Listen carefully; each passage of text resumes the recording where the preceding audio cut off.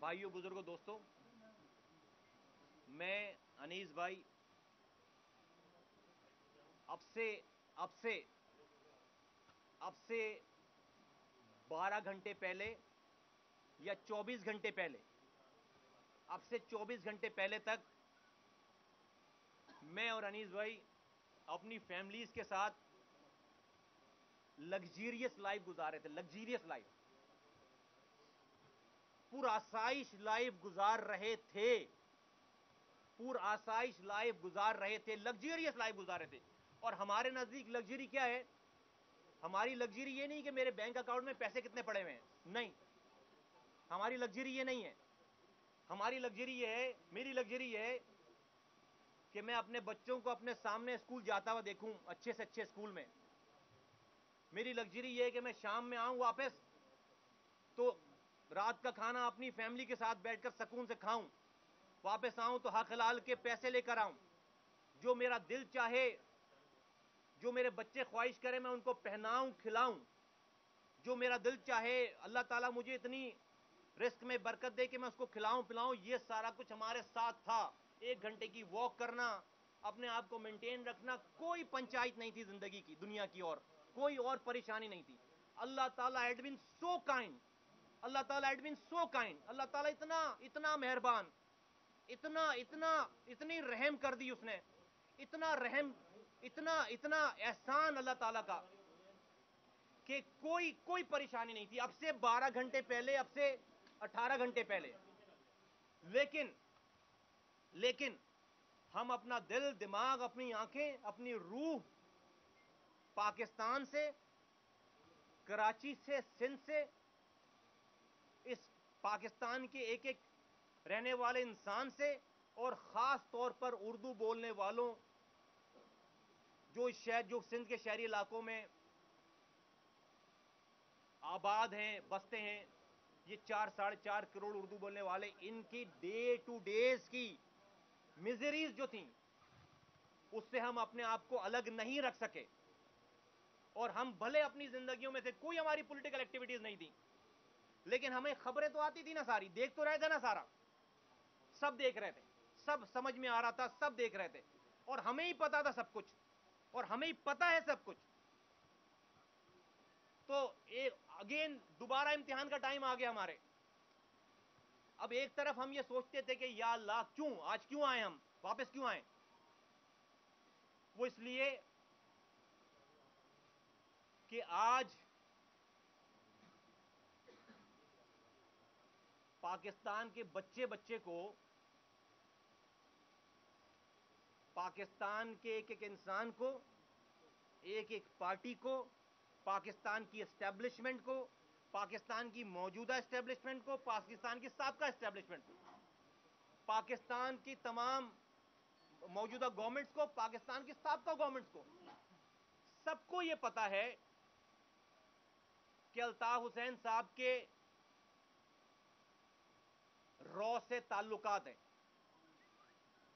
سب کو یہ پتا ہے، سوشل میڈیا پہ، ویڈیو پہ، ٹی چینلز پہ، اخباروں میں، سب کو یہ پتا ہے. ملکی ادارے، غیر ملکی ادارے، ملکی نشریاتی ادارے، BBC، یہ وہ سب کو ہی پتا ہے. ٹھیک ہے، کوئی کنفیوژن نہیں ہے. اچھا بھائی، ہر آدمی کو پتا ہے. اور کیسے پتا ہے سب لوگوں کو؟ کیسے پتا ہے سب لوگوں کو؟ اس طرح پتا ہے کہ کسی اور نے نہیں بتایا. ان تمام اداروں کو یا تمام لوگوں کو کسی اور سے پہلی خبر جو نکلی ہے، کہاں سے نکلی ہے؟ جب ڈاکٹر عمران فاروق بھائی کی شہادت کے بعد 2010 میں اسکاٹ لینڈ یارڈ والوں نے ان کے گھر پر تفتیش شروع کی اور ان کے گھر سے سارا سامان جمع کرنا شروع کیا. مرڈر کے بعد تو وہ ان کے گھر سے ٹرک بھر کر، بقول ہم لوگ تو اس وقت ان تھے، سارے لوگ لندن میں جو لوگ تھے الطاف حسین صاحب کے، ٹرک بھر کر سارے ڈاکومنٹس اور سامان لے کر گئے. اچھا بھائی، 6-7 مہینے تو انہوں نے جو وہ ان کو بھی نہیں پتا ہوگا شاید، یا پتہ نہیں پتا ہوگا ان ڈاکومنٹس میں کیا چیزیں. 6-7 مہینے تک انہوں نے اس کو جو ہے وہ کھنگالا سارا. کیا چیزیں نکلی اس میں سے؟ 6-7 مہینوں کے بعد انہوں نے ایم کیو ایم کے ایک ایک آدمی کو انٹرویوز کے لیے بلانا شروع کیا، جس میں ایم کیو ایم وہاں کی رابطہ کمیٹی کے تمام افراد انکلوڈنگ الطاف حسین صاحب کو بھی بلایا انہوں نے.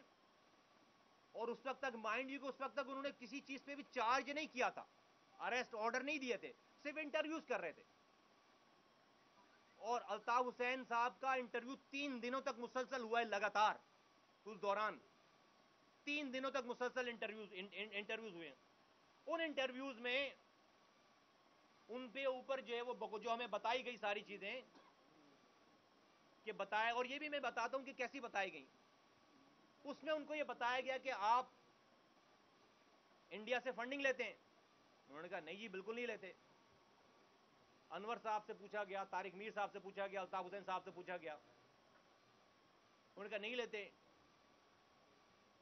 بقول انہی لوگوں کے جن کے میں نام لے رہا ہوں، بقول انہی لوگوں کے جن کے میں نام لے رہا ہوں، انہوں نے 10 سے 12-15 منٹ صرف ڈینائی کیا ہے بس، اور ان کو کہا کہ نہیں ہمارا ایسا کوئی تعلق نہیں ہے. انہوں نے کہا جی آپ جو ہے وہ ٹیررزم کرتے ہیں، یہاں سے فائنینسز لے کے آپ پاکستان میں ٹیررزم کرتے ہیں. انہوں نے کہا نہیں.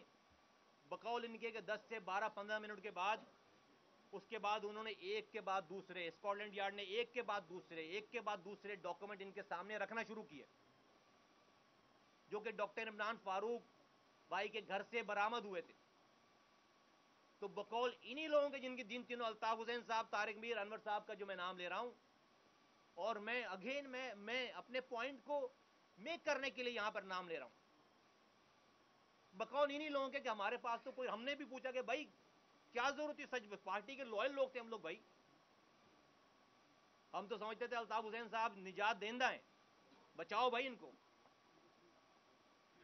قوم کے نجات دہندہ ہیں، غریبوں کے لیڈر ہیں، 2% رولنگ ایلیٹ کے خلاف کھڑے ہوئے ہیں، 98% لوگوں کے نمائندے ہیں، بچاؤ، جانیں دے دی لوگوں نے.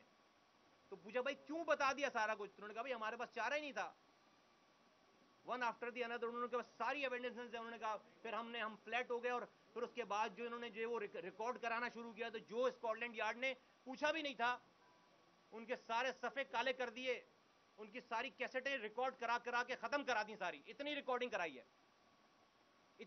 کرائی ہے، سب کچھ بتایا ہے. 20 سال کا سارا کچا چٹا بتایا ہے، کہاں جاتے تھے، کہاں ملتے تھے، کہاں را کے ٹاپ لوگوں سے، جن کے پرائم منسٹر سے جو ہے تعلقات، جو را کے چیف کی تعلقات ہوں گے نا، پرائم منسٹر سے ایکسس ہوگا، اور کس کا ہوگا؟ یہ ان کی اسٹیٹمنٹس میں ہیں. یہ کس کو دے رہے ہیں؟ اسکاٹ لینڈ یارڈ کو دے رہے ہیں. اور اس کے بعد یہ اسٹیٹمنٹ ہمیں کیسے پتا چلی بات؟ اس کے بعد پارٹی کے اس فورم پہ، رابطہ کمیٹی کے فورم پہ باقاعدہ اس وقت کے وزیر داخلہ رحمان ملک صاحب کو دبئی بلایا جاتا ہے، ہمیں آرڈر دیے جاتے ہیں کہ دبئی پہنچیں. انور صاحب اور طارق میر صاحب، الطاف حسین صاحب کا آرڈر آتا ہے، انور صاحب اور طارق میر صاحب آ کر بریفنگ دیں گے ریگارڈنگ کیس، کہ کیا کیا ہوا ہے اسکاٹ لینڈ یارڈ کے سامنے.